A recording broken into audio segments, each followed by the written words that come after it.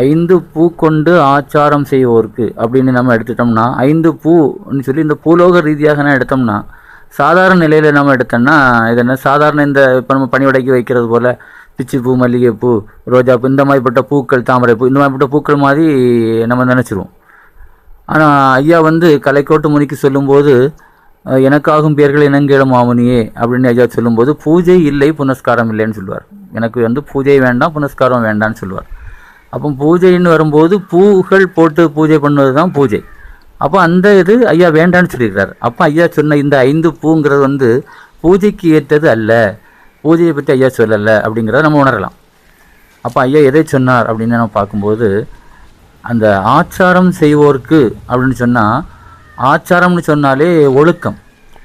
அப்போ நல் ஒழுக்கம் கடைபிடிக்கக்கூடியவங்களை நல்ல ஆச்சாரம் உள்ளவங்க அப்படின்னு சொல்லி நம்ம எடுத்துக்கலாம். அப்போது 5 பூ அப்படின்னு சொன்னால் நம்முடைய உள்ள மெய், வாய், கண், மூக்கு, செவின்னு சொல்லக்கூடிய 5 இந்திரியங்களையும் ஐயா 5 பூ அப்படின்னு சொல்கிறார்.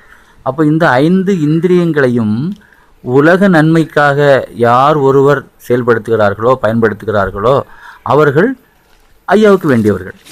அதை தான் ஐயா சொல்கிறாரு, 5 பூ கொண்டு இந்த மெய், வாய், கண், மூக்கு, செவின்னு சொல்லக்கூடிய 5 பஞ்சேந்திரியங்களையும் கொண்டு ஆச்சாரம் செய்வோருக்கு, நல்ல ஒழுக்க நெறிகளை கடைபிடிப்பவர்களுக்கு, உலக நன்மைக்கான நல்ல ஒழுக்க நெறிகளை, பிறருக்கான நல்ல ஒழுக்க நெறிகளை கடைபிடிக்கக்கூடியவர்களுக்கு வஞ்சகம் இல்லாத வாழ்வு கொடி என் மகனே.